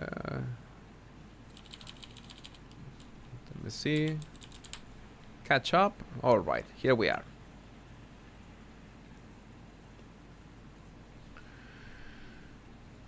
Let me change here the background to some more funny. Where were keynotes? Harry. A different Harry 1 decade later. Super chat. I'm sure he is under some magic spell because everything planned so accurately. And why so friendly with her? Because he can imagine doing anything else. He's sort of voluntarily trapped in that relationship, if that makes sense. Tikatka, thanks for your super sticker too. You already sent a super chat. Thanks for that. Just 5 super chats more. So 5 super chats and we say goodbye. Cookie Hunter, new merch, the Meghan Karma candle. The Meghan Karma candle, yeah. The Sir Candle Meghan. Maybe that would be a nice idea. Michelle, thanks for your super sticker. Thanks for that. Oh, I'm going to do this. Plutarch Molon Babel. Have you seen the very best of Harry and Meghan spitting image? It is on YouTube and very hilarious. If you have not, go see and enjoy. I will do that. I will save your super chat for later. Let me put a star on it. Thanks for that. Heather, whatever. Thank you. Thank you, Heather, for your super chat too. And Mo Banshee, you're hilarious, but it is serious. Yeah, this is serious stuff, and we're talking about real serious stuff, such as the seriousness of our merch of the Sussex Survivors Club. We're learning about the story of the Sussex Survivors, of the true Sussex Survivors Club, who survived working with Harry and Meghan and Catherine, not Catherine, Catherine to their every whim, like doing everything to please them. You know that is impossible. That is impossible. For oh my God, Stella, thanks for your super chat. Stella here. Stella Pennington, thanks for your 50 bucks super chat. Very kind of you. That's great. If you have any comments, if you have any other comment behind, besides that super chat, I can highlight that. Why is that super chat empty? I don't know. But yes, we have. Oh, thank you. This is what you wanted to say. This is what Stella wanted to say.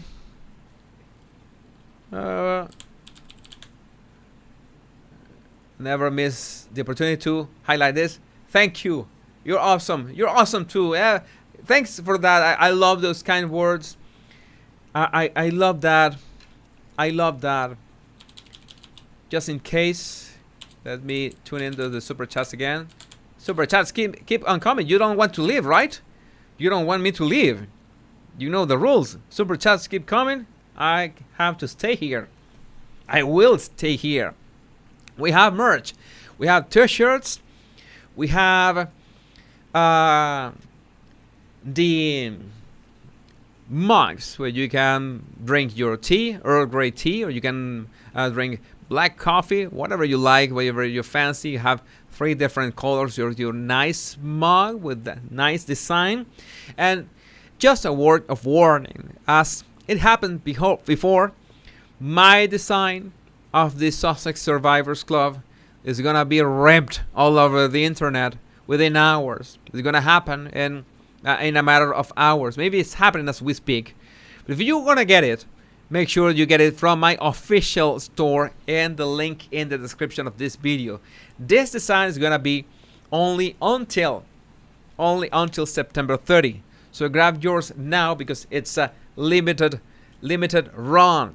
Only until September 30. You want a hoodie, you can get a hoodie. If you live in a cold environment, or also a V-neck shirt or a tank top too. You can all of them. Let me see this one. Want your I'm reading your super chats.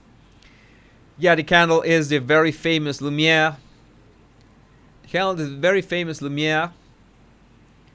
And Plutarch, Mullen baby, no leaving. You are stuck with us. Yeah, I'm stuck with you. No, you are stuck with me. I'm not stuck with you. You are stuck with me. Yeah, I like the cookie too. Oh well, we have all this. We have all this upcoming stuff about what is going to happen. What is going to happen with all these stories. All these stories. More super chats coming.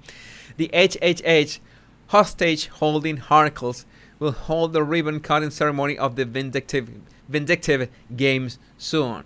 I have to write that down. Hostage holding Harkles. I need to write that down. I need to write that down.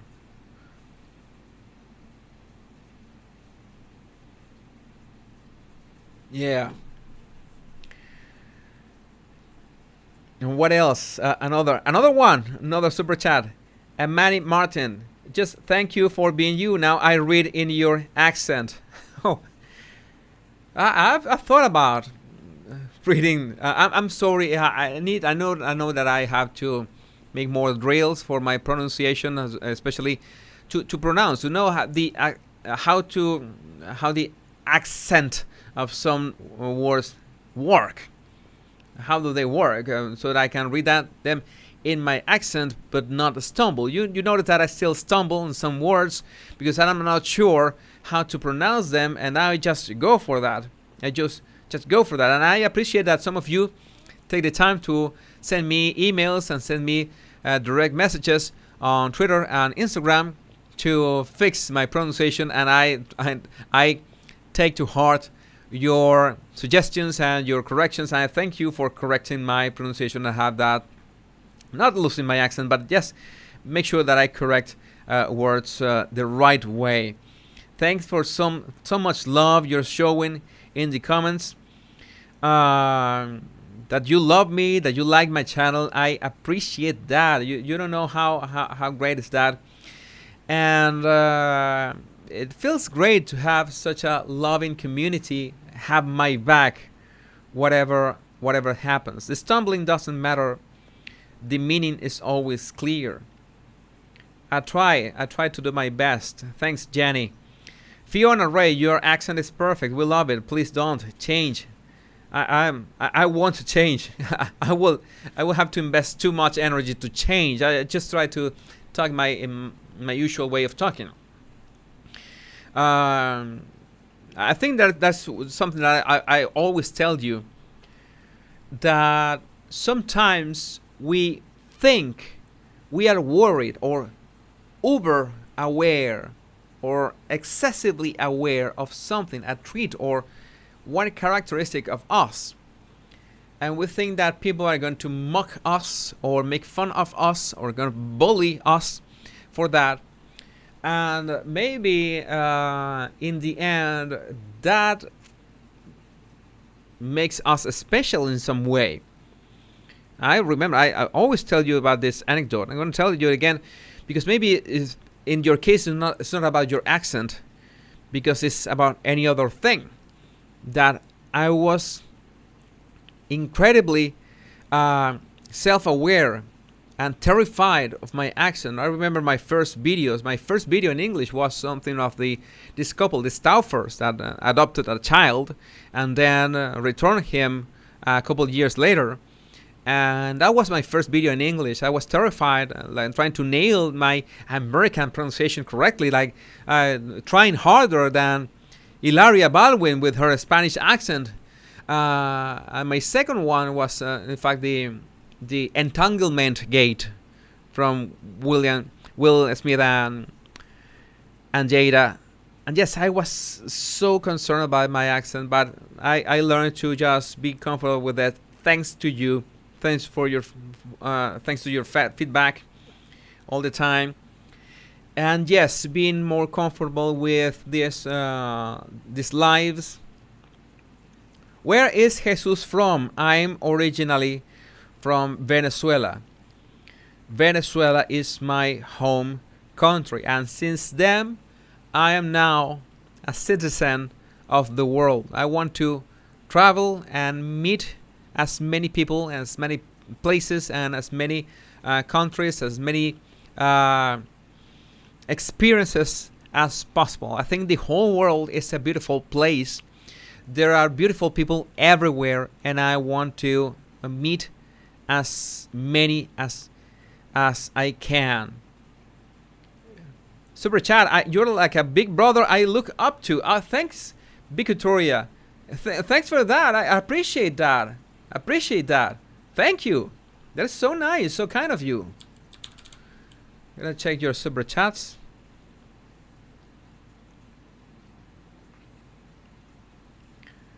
L Knight, kids did nothing wrong as they couldn't choose parents. Maybe give them the choice of titles when they turn 18 so mommy and daddy cannot monetize it. I agree. That would be the right thing to do. I'm going 1 minute. 1 minute. One more minute and we're gone, my battle language buddies. Let's do this. Maria Annunziata. Oh, you're from Italy. I love that last name. That's great. Annunziata. Don't change your accent. I, for one, love it. Thanks, Maria. Thanks for that. Plutarch Mullen again. They should walk the talk. They want out, then stay out. Shame that they are using the two kids for their gain and pompous acts. Really? Bastards. All right, 1 minute. Going to be saying goodbye, my battle language buddies. This Sunday, luckily I had luck with my internet connection and my electricity. Oh my god, Gentleman Jack, that is amazing. $50 super chat, Gentleman Jack. You're my favorite. Thank you so much for what you do. I appreciate it. I'm so grateful for that. Thank you, Jack. Thank you. You don't want me to live, right? You don't want me to end this live. What I'm going to do? What is the name of my newest channel? I'm going to put it here. Put it here.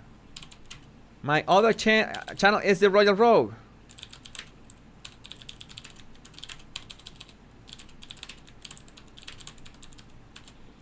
My other channel is the Royal Rogue. I'm going to highlight this comment right now. The Royal Rogue. That is my other channel. You can find the link in the description of this video. The link in the description of this video has so many nice things that you can find. Has a link to my other YouTube channel, the Royal Rogue. Has a link to my Sussex Survivors Club merch, which will be available only for 5 days. Only 5 days to get your merch. After that is gone. Is the link if you want to donate. If you can't send a super chat, you can also have a link in the description to support my channel. You have a link to my 100 body language tips on a convenient PDF that you can download right now. You can get a link to that too. And what else? I don't remember. So many things in that description. You will find and a link. I think a link to my Instagram account too. Oh my God! Super chats keep coming. Super chats keep coming. You know that this this thing. I think it's in Twitch. That they have some kind of strategy. Cara Leonor, your accent is everything. Remember your first lives. You're so fluent now. Kudos, Jesus. We love you. Cheers from Paris. Thanks, Cara. I love Paris. Oh my God. I should go to Paris too soon. Do you have body language bodies merch? I don't remember if I had. You can also visit my shop. If you go to the link in the description, you will visit my shop and you will see all my merch, all my available merch at the moment in there. Yes, I remember my first lives. It was terrifying. My first live was almost 4 hours. I was thanking you for my first 100,000 subscribers, and I made a live that lasted for 4 hours, almost 4 hours, like 3 hours and 50 minutes, and I was sweating like nervous, terrified. I didn't know what I was doing. It's like I was talking about this this thing that people do on Twitch. Thanks, Luciani. Your English is perfect. Thanks for that. I appreciate your words. I try to perfect my pronunciation only to know how things are, where the accents go, where the stress of the word goes. And sometimes it's different between American and British English. Annette Stevens. Service is universal, said Meghan, and she mutters under her breath, I want to be paid. I want to be paid. Yeah, that's all that she wanted. She had access to everything. She could have access to, well, the world. Literally the world. She could have been world famous. Not world infamous as she is now. And she chose violence. She chose making things about herself. But maybe that was not a choice. That's what she wanted right off from the start. So that's what was wrong with her. There's nothing wrong with being ambitious. In fact, I think every single one of us, no matter our age, no matter if we are men or women, no matter that, we should be ambitious. We should be striving constantly to achieve something that is right just a bit off our skills, just a bit off our possibilities, just a bit off our wildest dreams. We can achieve this, and we have to work for this. That's being ambitious. Like trying to achieve something that is off your limits. Okay, so you have to improve yourself. You have to do what it takes to get there, and in a virtuous way. Not something that hurts others, no. Something that can actually help others. And most probably, when you want to achieve those things, you will end up helping other people. And that will be this ripple effect that you level up yourself. You reach whatever you said you wanted to reach. You keep being ambitious for yourself, and you are the example for other people to be ambitious themselves, and that will be great. And that's how we have reached this moment of in time of civilization, of humanity. We still we still, how to say that, we still are a bit primal. We are very much emotional. We try to be rational, but most of our decisions are emotional. But that doesn't mean that we cannot strive to be better, to aspire for a goal that could be bigger than ourselves. Look for this song. What's the man that sings this? The song, this is The Impossible Dream.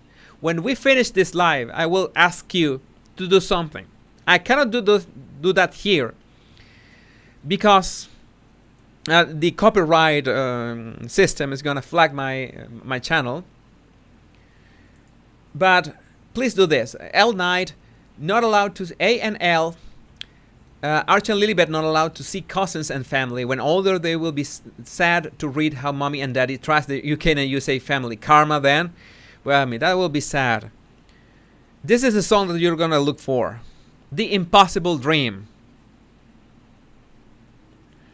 And that song sang by, forgot his name, Andy Williams. Go for that rendition. Look for Andy Williams singing The Impossible Dream. I have a personal soundtrack of 7 songs. I have a secret personal soundtrack of 7 songs. And that secret personal soundtrack, one of those songs is Andy Williams singing The Impossible Dream. And it's hard, and I would say this is next to impossible, to listen to that song and not want to cry. Because you know, that song is like, it's some kind of vibe that takes you beyond what you think you can do, what you think it's possible. Listen to it. I've used that song so many times in my life when I said, I can't do this. I cannot go any longer. And I've struggled at this. I'm not gonna go into details, but I've been through harsh struggles in my life. And this soundtrack, 7 songs, Andy Williams' rendition of The Impossible Dream, it's something that has lifted my spirits every single time. And I know for a fact that it can do the same for you. Listen to that song. Listen to the lyrics. Read the lyrics.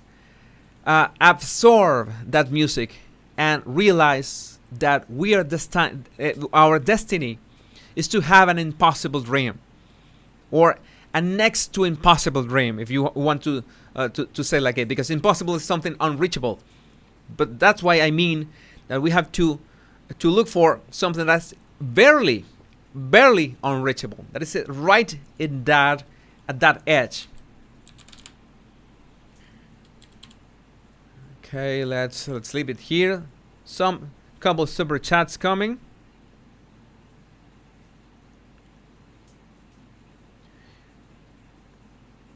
Okay, last super chat of the night.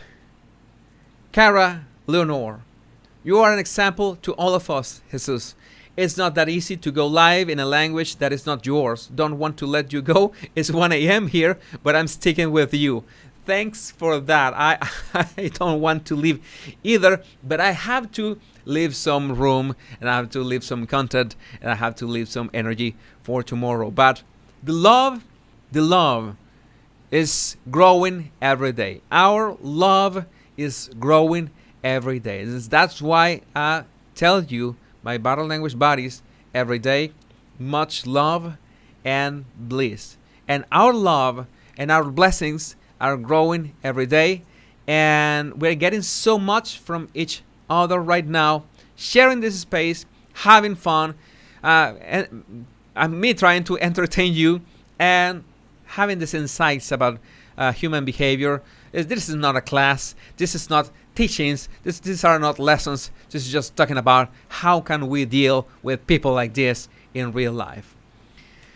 My body language buddies, my name is Jesus Enrique Rosas. I'm the body language guy, And it was a pleasure for me to spend this evening, this lovely evening, with every single one of you. Remember to take care of yourself because I love you all. Much love and bliss. Bye bye.